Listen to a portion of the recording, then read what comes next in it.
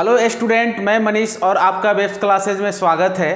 तो आज जावा का सीरीज आज से स्टार्ट हो रहा है, जिसमें हम लोग आज ये सीखेंगे कि जावा क्यों बनाया गया और इसका बनाने का मेन पर्पस क्या था, यूजेज क्या था। जैसे कि आप पिछले क्लासेज में भी आप देखे होंगे कि कंप्यूटर लैंग्वेज क्यों बनाया गया और इसका क्या यूजेज है। जो सारा चीज़ आज के डेट में एप्लीकेशन हो चाहे कोई भी सॉफ्टवेयर हो, कंप्यूटर लैंग्वेज पर ही डिपेंड है। तो चलिए स्टार्ट करते हैं। और आप लोग पिछले जो क्लासेज का जो भी वीडियो है, जो कंप्यूटर का लो लेवल हाई लेवल, उसको आप देख लीजिएगा तो बेसिक चीज़ आपको ये क्लियर हो जाएगा कि कंप्यूटर लैंग्वेज आया क्यों और क्या इसका यूजेज है। तो चलिए स्टार्ट करते हैं। तो पहले जानने का कोशिश करते हैं कि जावा होता क्या है। तो पिछले क्लास में आप लोग जान गए होंगे कि ऑब्जेक्ट ओरिएंटेड प्रोग्रामिंग लैंग्वेज यानी हाई लेवल लैंग्वेज पर ही जावा डिपेंड है। तो जावा क्या है? Java is a object oriented programming language.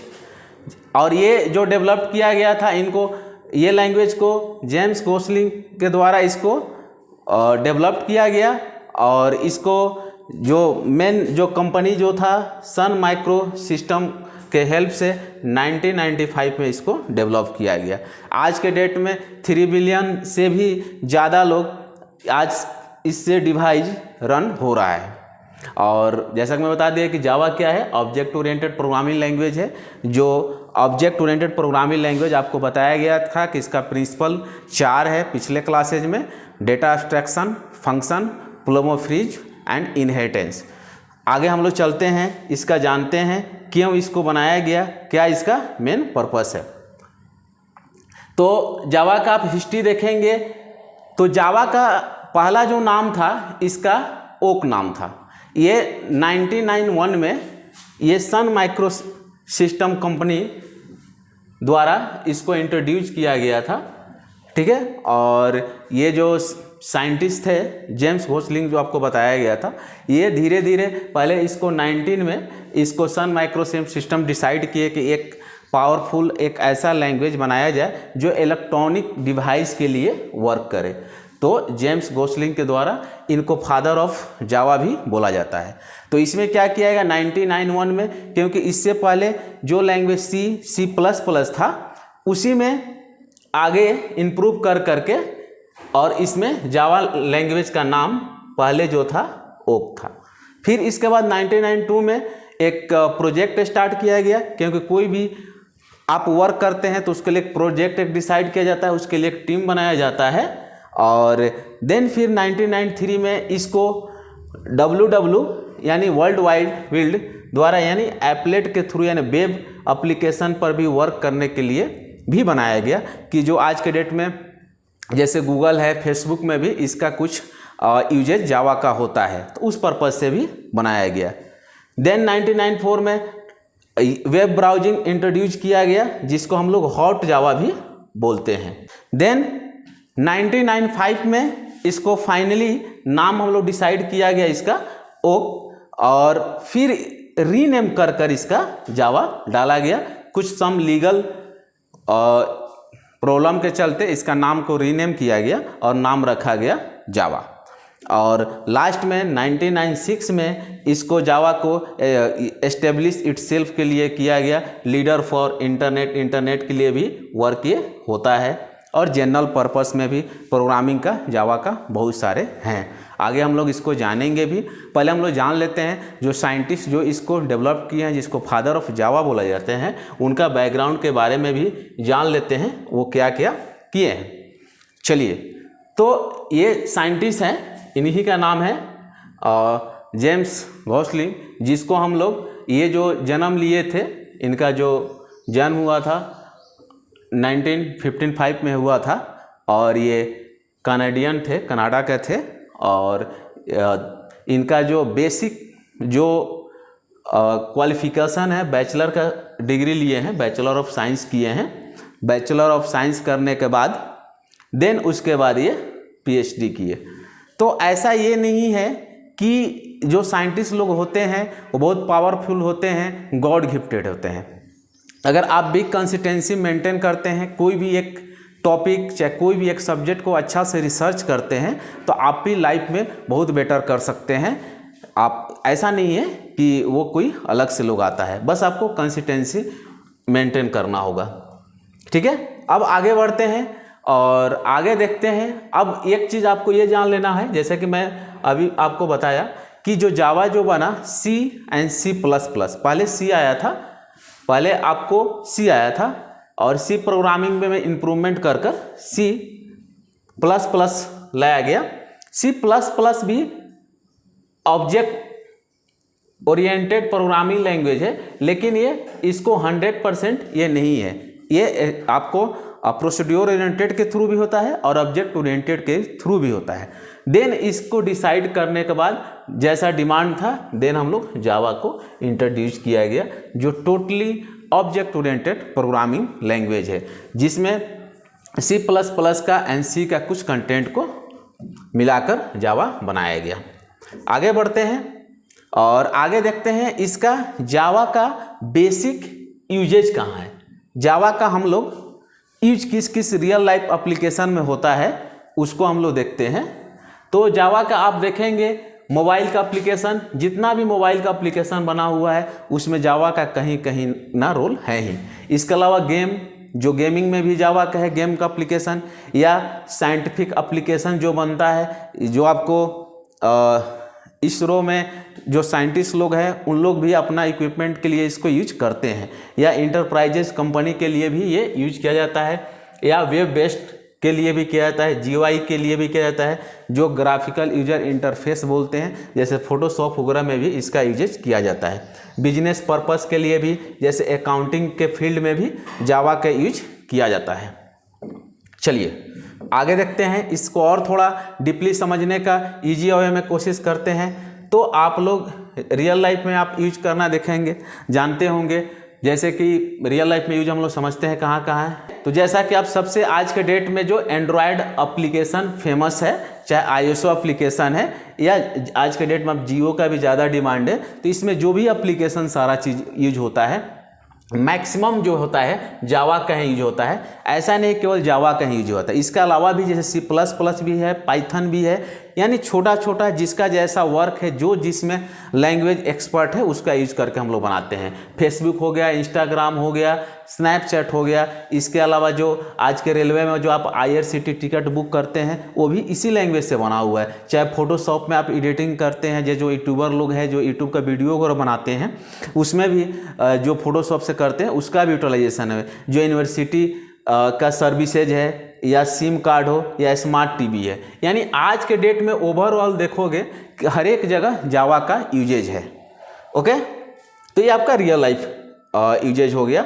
Then आगे बढ़ते हैं और देखते हैं कि जो इसका फीचर क्या है, जावा का क्या क्या फीचर है, क्या क्या फैसिलिटीज़ है, क्यों ये इतना डिमांड होना शुरू हो गया, इसमें क्या क्या क्वालिटी है। तो पहला तो इसका है सिंपल है, यानी सिंपल मतलब जैसे कि मैं बताया था कि आपको मैथ प्लस इंग्लिश का नॉलेज रहने से ही आप कर पाएंगे। ऑब्जेक्ट ओरिएंटेड प्रोग्रामिंग लैंग्वेज है, डिस्ट्रीब्यूटेड है, रोबोटिस्ट, सिक्योर है, आपको डेटा नहीं है कि अनसिक्योर होगा, डेटा एकदम सिक्योर रहेगा, सिस्टम इंडिपेंडेंट है, किसी पार्टिकुलर एक सिस्टम पर ये डिपेंडेंट नहीं है। इसके अलावा पोर्टेबिलिटी है, एक जगह से दूसरी जगह पोर्टेबिलिटी कर सकते हैं। इंटरप्रेटेड है, हाई परफॉर्मेंस है, ऐसा नहीं कि लो लेवल का इसमें परफॉर्मेंस है, मल्टी थ्रेडेड है और डायनेमिकली है। तो आपको कंप्लीट पैकेज इसमें मिलता है। तो जावा इसलिए आज के डेट में इतना इसका यूजेज हो रहा है। आप गूगल देखिए आज, या शेयर मार्केटिंग का जो सॉफ्टवेयर है, इसमें जावा का बहुत बड़ा रोल है। चलिए आगे और इसका कुछ जानने का कोशिश करते हैं। अब जो जावा प्रोग्रामिंग है ये दो टाइप में डिवाइड किया गया है। एक आपका जावा एप्लीकेशन है और दूसरा जो है जावा एप्लेट है। जानने का कोशिश करते हैं जावा एप्लीकेशन और जावा एप्लेट क्या होता है। चलिए, जावा एप्लीकेशन जो आप यूज करते हैं तो इसको हम लोग स्टैंड अलोन सिस्टम के लिए भी बोलते हैं। जावा एप्लीकेशन को। जावा एप्लीकेशन जो वर्क करता है एप्लीकेशन प्रोग्रामिंग इंटरफेस के थ्रू ये यूज होकर करता है। इसमें जो होता है Java stand alone Java programming that run as a true application without a browsing. इसमें कोई ब्राउजर का जरूरत नहीं है, ये बिना ब्राउजर का ही रन करता है, जिसको हम JVM Java virtual machine is an the application programming interface होता है। अब इसका एग्जांपल जानेंगे क्या क्या बनाया जाता है। कभी जस्ट तुरंत पहले आपको स्लाइड में बताया, जैसे मोबाइल का एप्लीकेशन आप बना सकते हो, जो भी ऐप्स है, या वेब एप्लीकेशन भी इसका यूटिलाइजेशन होता है। इसके अलावा जो साइंटिफिक लोग का है या GUI बेस्ड जो एप्लीकेशन है, ये सब में यूज होता है। इसको दो पार्ट में कैटेगराइज कर दिया गया है जावा प्रोग्रामिंग को, एक जावा एप्लीकेशन और दूसरा जावा एप्लेट। तो ये आपका जावा एप्लीकेशन है। नेक्स्ट हम लोग जानने का कोशिश करते हैं कि जावा, इसके बाद जावा में जो एप्लेट प्रोग्रामिंग क्या है। तो इसको जो है ये programming, Java programming in the Java programming language that can be include in an HTML। Java applet को प्रोग्रामिंग करने के लिए आपको HTML का नॉलेज होना चाहिए, ठीक है। HTML को फुल फॉर्म भी होता है जिसको हम लोग हाइपरटेक्स्ट मार्कअप लैंग्वेज बोलते हैं। इसी को, और इसमें आपको GUI बेस का जितना एप्लीकेशन होता है उसमें वर्क किया जाता है। जो ये www में भी इसका काम किया जाता है, उसको एप्लीकेशन को यूज करने के लिए जो वेब ब्राउज़र एप्लीकेशन है उसके लिए एप्लेट का यूज किया जाता है, जो एनिमेटेड वीडियो वगैरह बनाने के लिए यूज करते हैं। या इसके अलावा www बेस यानी जो आप, जैसे आपका गूगल हो गया या फेसबुक हो गया, ये सब में भी एप्लेट का यूजेज है। तो ये आप एप्लीकेशन कंप्लीट होने के बाद जावा एप्लेट का सेशन हम लोग स्टार्ट करेंगे। पहले जावा एप्लीकेशन कंप्लीट कर लेंगे, उसके बाद जावा एप्लेट स्टार्ट किया जाएगा। इसके बाद आगे बढ़ते हैं। अब ये दोनों में आप डिफरेंस देखना चाहें तो आप डिफरेंस देख सकते हैं, और आप इसका स्क्रीनशॉट भी ले लीजिए। जो स्टूडेंट पढ़ने वाले हैं उनके लिए यूजफुल है। तो जावा जैसे बताया गया, ये मेन मेथड में जावा एप्लीकेशन यूज होता है। एप्लीकेशन डज नॉट, इसका मेन मेथड का कोई ज़रूरत नहीं है। इसके लिए does not required internet connection, इसका इंटरनेट कनेक्शन की ज़रूरत नहीं है। इसके लिए आपको इंटरनेट कनेक्शन चाहिए। मैं जैसे बताया कि वेब पेजेस यानी HTML का इसमें ज़रूरत होता है, इसमें ज़रूरत नहीं होता है। तो ये सब ये generally use for console programming के लिए यूज करते हैं, और ये जो यूज किया जाता है ये आपका GUI ग्राफिकल इंटरफेस के लिए यूज किया जाता है। तो ये दोनों में आप आसानी से रिलेट कर पाएंगे, समझ पाएंगे स्टूडेंट कि जावा एप्लीकेशन और जावा एप्लेट होता क्या है। अब आगे जो है, जैसा कि मैं बताया गया कि कंप्यूटर, जावा जो है हाई लेवल लैंग्वेज है। कंप्यूटर केवल समझता है machine level language, it is called low level language. तो कैसे वर्क करता है उसके बारे में हम लोग जानने का कोशिश करते हैं। जावा जो है कंपाइलर और इंटरप्रेटर दोनों को सपोर्ट करता है और दोनों के थ्रू वर्क करता है। तो कंपाइलर क्या करता है, होल प्रोग्राम, सारा प्रोग्राम को एक साथ कंपाइल कर लेगा और उसके बाद आपको एरर बता देगा कितना उसमें एरर है। लेकिन इंटरप्रेटर क्या करेगा स्टूडेंट, इंटरप्रेटर आपका लाइन बाय लाइन, एक लाइन पहले जो भी आप कोडिंग, आप मान लीजिए आप कोडिंग आप लिखे हैं, तो पहले ये क्या करेगा, एक लाइन चेक किया, अगर ये सही रहा तो दूसरा लाइन चेक करेगा। लेकिन कंपाइलर क्या करेगा, टोटल को एक बार कंपाइल करेगा, अगर मान लीजिए 5 एरर है तो 5 एरर आपको इसमें बता देगा, और ये जो एरर भी आपको एक ही साथ बताएगा, ये एरर 1 बाय 1 बताएगा। अब आप यहाँ आसानी से आप रिलेट कर सकते हैं कैसे वर्क करता है। तो जो आप प्रोग्रामिंग लिखते हैं हाई लेवल में, उसको कंपाइल करता है कंप्यूटर बाइट कोड में, और फिर यहाँ से इंटरप्रेटर मशीन कोड में उसको कन्वर्ट करता है। तो इसके हिसाब से आप देख सकते हैं कंपाइलर भी यूज होता है और इंटरप्रेटर भी यूज इसमें होता है।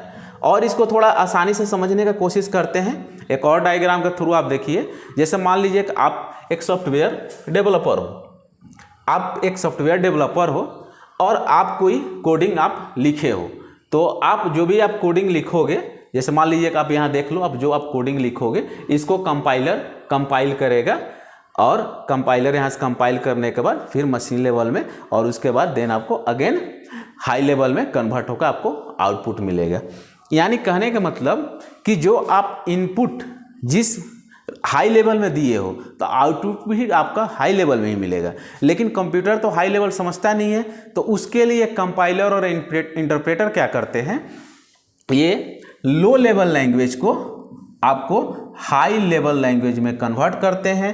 चाहे आप इसको और आसानी समझिए, जैसे हाई लेवल में आप कोडिंग लिखते हैं, जो आपको इंग्लिश लैंग्वेज हो गया, इसको लो लेवल में कन्वर्ट किया जाएगा और देन लो लेवल से हाई लेवल लैंग्वेज में कन्वर्ट करने के बाद जैसा कि आपको ये आउटपुट मिलेगा इसमें। तो इसमें एक टेक्निकल 2 वर्ड है स्टूडेंट आपके लिए, जो आप समझ लीजिए कि सोर्स कोड क्या होता है। तो सोर्स कोड क्या होता है कि जिसमें हम लोग कोडिंग लिखते हैं, it is the instruction statement written computer programmer, जो आप प्रोग्रामर कोडिंग लिखते हैं, यानी इसी को हम लोग बोलते हैं सोर्स कोड। और एक जो है ऑब्जेक्ट कोड आता है। तो ऑब्जेक्ट क्या होता है कि the machine language programming produce after the compilation and source code is known an object. इसको हम लोग ऑब्जेक्ट कोड भी बोलते हैं या ऑब्जेक्ट मॉड्यूल भी बोलते हैं। इसको आपको ऑब्जेक्ट मॉड्यूल हो या ऑब्जेक्ट कोड हो या ऑब्जेक्ट प्रोग्राम, एक ही है।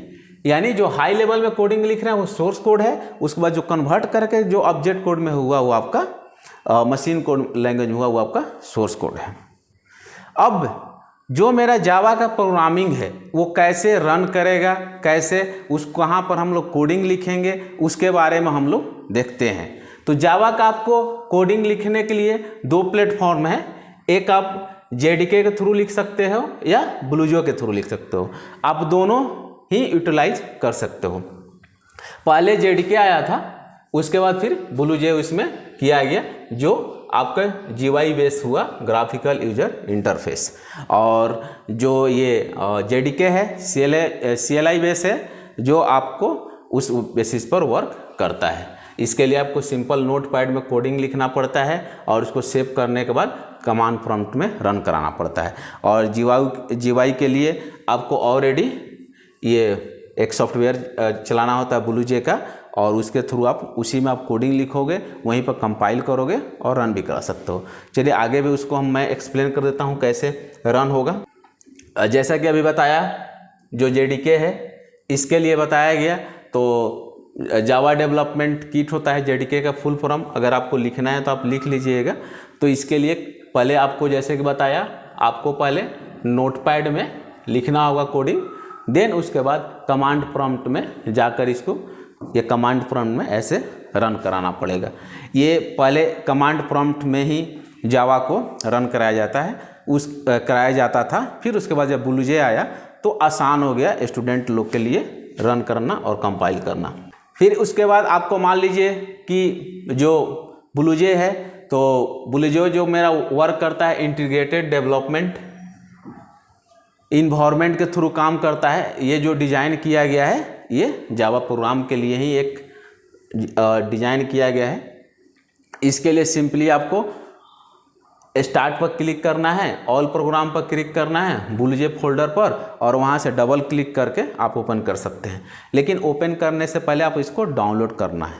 तो डाउनलोड करने के लिए आप डायरेक्ट गूगल में ब्लूजो लिखोगे, वहाँ से डाउनलोड कर लोगे। उसका इंस्ट्रक्शन 1-2 इंस्ट्रक्शन आएगा, क्लिक करोगे, वहाँ से सेटअप रेडी हो जाएगा। सेटअप रेडी होने के बाद आपको स्टार्ट, ऑल प्रोग्राम और ब्लूजो फोल्डर में जाकर वो वहाँ से क्लिक करोगे तो कैसा दिखेगा वो मैं आपको बता देता हूँ। तो जैसे ही आप ओपन कीजिएगा तो पहले आपको इस टाइप का आएगा, और जैसे प्रोजेक्ट लिखा रहेगा, एडिटर लिखा रहेगा, व्यू लिखा रहेगा, हेल्प लिखा रहेगा। ठीक है स्टूडेंट, जैसे कि आप यहाँ पर देख रहे हैं प्रोजेक्ट, एडिट, व्यू लिखा रहेगा। तो आपको सिंपली क्या करना है, न्यू प्रोजेक्ट पर क्लिक करना है। न्यू प्रोजेक्ट पर क्लिक करने के बाद आपको वहाँ एक आप जो फोल्डर आप बना लेना, फोल्डर के बाद नाम लिखना, और नाम लिखने के बाद फिर आपको ऐसा लिखने के लिए कोडिंग आएगा। तो आपको सिंपली लिखने का, आपको इसको देखने की जरूरत, इसको यूज करने के आपको कोडिंग आपको फ्रेश लिखना है। तो इसको बस आप Ctrl+A करना, सेलेक्ट करके इसको डिलीट कर देना, और रिफ्रेश जो कोडिंग आपको बताया जाएगा उसको लिख कर आप रन करा सकते हो। इसके अलावा आज के डेट में कोडिंग रन कराना और आसान हो गया है। जो मान लीजिए कि विलेजेस साइड में स्टूडेंट है जिसके पास मोबाइल नहीं है, जो जिनका फाइनेंशियल प्रॉब्लम है, तो उनके पास मान लीजिए कि लैपटॉप और कंप्यूटर नहीं है, तो उनके पास अगर स्मार्ट मोबाइल भी है तो उसके थ्रू भी वो रन करा सकते हैं। बस आपको ऑनलाइन चाहे मोबाइल में बहुत सारा एप्लीकेशन आ गया है, आप कोडिंग लिखिएगा आप रन करा सकते हैं। तो ये नहीं कि आपको लैपटॉप ही और कंप्यूटर ही हाई कॉन्फ़िगरेशन को होगा तभी आप जावा सीख सकते हैं। आज के डेट में कोई भी प्रोग्रामिंग लैंग्वेज सीखना बहुत आसान है। आगे देखते हैं कि ब्लूजे और जेडीके होता क्या है, इसका भी हम लोग थोड़ा डिफरेंस जान लेते हैं कि ब्लूजे और जेडीके में डिफरेंस क्या है। तो जैसा कि ब्लूजे बताया गया है कि ये इंटीग्रेटेड डेवलपमेंट किट होता है और जेडीके जो होता है जावा डेवलपमेंट किट होता है। ठीक है, ये जो आपको आईडीई बेस पर काम करता है और ये जेडीके बेस पर काम करता है। ये विंडोज बेस्ड सॉफ्टवेयर है, ठीक है, और ये जो आपको है डॉस यानी कमांड प्रॉम्प्ट, जिसको डॉस को हम लोग डिस्क ऑपरेटिंग सिस्टम भी बोलते हैं। ये आपका डिफरेंस है, जेडीके के थ्रू ये काम करता है। इसके अलावा डिबगिंग सेम टाइम, ठीक है। आगे it is support the syntax at JDK के थ्रू ये वर्क करता है भी, और it does not support syntax BlueJ. ये जेडीके सपोर्ट करता है लेकिन ये सपोर्ट नहीं करता है आपको जेडीके में ब्लूजे। चलिए आगे बढ़ते हैं। तो ये दोनों का मैं आपको डिफरेंस बता दिया। तो आज के क्लास यहीं तक रहेगा, कैसे प्रोग्रामिंग या ऑब्जेक्ट ओरिएंटेड क्या होता है, जावा लाने का मेन पर्पस क्या था, जो इलेक्ट्रॉनिक डिवाइस वगैरह बनाने का ज़रूरत पड़ा, उसके अकॉर्डिंग टू हम लोग जावा को इंट्रोड्यूस वहाँ से किया गया। इसके बाद कैसे कंपाइलर और इंटरप्रेटर वर्क करता है, फिर हम लोग रन कराने के लिए जेडीके और ब्लूजे के थ्रू आप यूज कर सकते हो। तो आई होप आप लोग को आज क्लास समझ में आया होगा। नेक्स्ट क्लास में हम लोग अब इसका धीरे धीरे डिटेल्स से हम लोग जानेंगे और डीपली कोशिश करेंगे समझने का, step by step easy way में। तो आप लोग को जो भी वीडियो आप देख रहे हैं अच्छा लग रहा है तो आप आसपास उसको शेयर कीजिए, सपोर्ट कीजिए। Thank you to all.